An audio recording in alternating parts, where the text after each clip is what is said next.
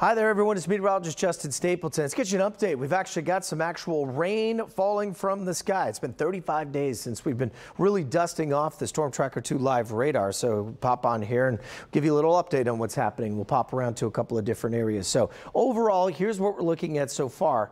We've definitely got a potential to see our radar get a little active as we go into this afternoon. We certainly need the rain, so that's a good thing. But a couple of areas does mean that we will likely see some pretty slick roads. So let's get started up on the north side here and get you a sense of what we're seeing. So we've got a nice little downpour there just to the east of Willis. That's right across. You can see Highway 75 there, around the loop into Conroe, north of Cut and Shoot. So that's 105. And then, of course, you see the lake just back off to the west here. So now, how much rain is falling from this? And in fact, this is a pretty good little downpour so far, fairly hefty in terms of what we've been seeing. But all of these out here will likely be very isolated in nature as they pull their way up from the coast. So that's our first one. Now let's head back over towards parts of northeastern Harris County there. So that's anywhere from Ainsworth. You can see out towards Roman Forest. Nice little cores of the center and even a few lightning strikes here too. Turn the lightning on. We were talking about it this morning on KPRC2 News this morning, and of course our KPRC2 Plus hours. We actually did not see any lightning. So as the sun has come up and it's kind of stirred the air mass up, we've destabilized things just a touch here. We are getting a few of these showers that are starting to turn into a few thunderstorms. So nice to see the downpours. I know everybody's lawn is about as crispy as it can get right now because of over a month of no rain. So nice to see that it is here. Although for folks that if you're maybe heading over towards Bush Airport over the next 10 to 15 minutes, if you're just trying to get out the door, if you're in the car and you popped on your phone and listening to us on the Bluetooth here from the airport on over towards Humboldt High School, that's just south of Rivercrest. What is that? Right across 59, and looks like that's Beltway. Then that's Will Clayton Parkway. So, either way to get in towards the airport there, from there to Atascocita Road, we've got some pretty good little downpours that are starting to develop. All right, we back this out. Notice that these are all moving from south to north. And in fact, let me turn the radar back on over the last 3 hours here and just get you a sense of what we've been seeing as they're all streaming their way in from the coast. And they're being drawn up because of the front that is actually on its way. It's going to take a little bit for it to get here, but as we go into tomorrow morning, we'll expect that front to move on through. I'll have a trick-or-treat forecast for you coming up here in just a couple of minutes as well. But a couple of other spots that will certainly draw our attention. We've got a few of these here. Let me put this back on pause so we can see where the storms are. Few moving their way across parts of southern Fort Bend County. So Long Point on over to Needville High School just west of there. You can see that one there near Moordale over towards Bowling. And then a couple that are just to the south of Kane Junction there, right outside of Bay City. And that's actually one of the spots that saw a little bit of rain yesterday. Right around, I want to say it was 7, 8 o'clock in the morning, we were getting a few light streamer showers that were pushing on through. So I'd expect to see a few more of these as we go in towards this afternoon and this evening. But for the most part, it's really just a measure of what are we looking at. In fact, interestingly enough, if you look out from, this is our tower cam at the Southwest Freeway, look at some of the spray coming off of the back end of these cars, especially as you get some of these big trucks. And so that is something that we'll have to watch out for as well, as there is a good indication that if we've got some slick streets, mix in a little bit of sunshine with that, pull some of the oils out on the street, this may be what you could develop. This is a crash that we've been monitoring for about, I want to say 30 to 45 minutes now. That's the Southwest Freeway at Wesleyan. So unfortunately, that's not a good spot because that's where a lot of traffic all converges. This is the inbound lanes as well.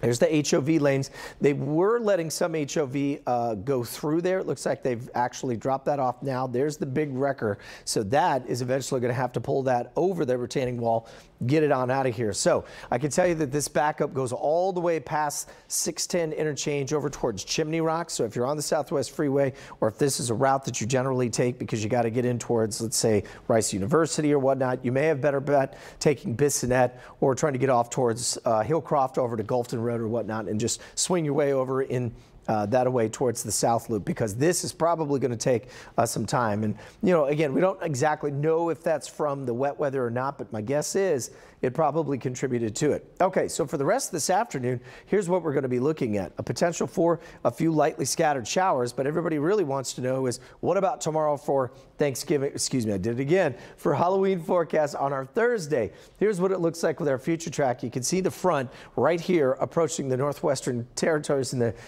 counties here right at about 7 a.m. So the timing on this has actually been fairly consistent over the last 2 days. That's certainly nice to see. We do have some more showers that will likely get pulled up ahead of that as it moves on through. But then notice as we take it through about 12 o'clock, we've got a lot of action back off to the east here. So anywhere from Lake Charles, Shreveport on down towards Lafayette, even Beaumont, Port A areas around there. Parts of Liberty County could be looking at wet weather. But if you also notice, we don't have a whole lot back in behind there. So that's the good news. That's 12 o'clock. So now as we take it through 3, 4 o'clock, if we zoom in a little tighter on this, notice that here's what you're looking at. We've got some pretty good downpours here from, let's say, Baytown, Hobby on down to Pearland, just between there and Angleton. That's 4 o'clock tomorrow afternoon. So widen this back out and let's take it all the way through about 7 o'clock. Notice there are a few more of those flare-ups, but at this point, everything looks like it's slowly starting to wind down. So that's why the rain chances will go down as we get later into the evening. If you're doing any trick-or-treating, if you don't have the little kids out trying to go out early and you're going out with, say, the rest of your neighbors by about 6, 7 o'clock right after sunset, should be just fine. I mean, the roads may be a little wet in some spots, but keep in mind that that will be a better looking forecast. And then by 11 o'clock, everything's gone and we should be okay. But notice by Friday, same thing. Sea breeze starts to get a little more active. We're pulling more showers. So we're not done with the rain just yet. We certainly need it, so we'll take it. All right, your Halloween forecast is going to shake out this way. We'll keep the rain chances a little elevated by about 12, 1 o'clock to 2 o'clock, 3 to 4 to 5. Drop that down to about 30 to 20%. And then after 6 o'clock, I'm going to take it out of the forecast. I just don't think we're going to see a whole lot of trouble. But as we mentioned, you know, if you've got a kiddo that's got a long dress or if, you know, they're a dinosaur, a witch, something like that, you may want to just pull that end of the costume up so it doesn't necessarily get all wet. Okay, let's go back to the radar here just to get you a sense if you're just joining us here. It's meteorologist Justin Stapleton. Thanks for joining us on the stream forecast. I want to get a better sense and idea of sort of what we're seeing here.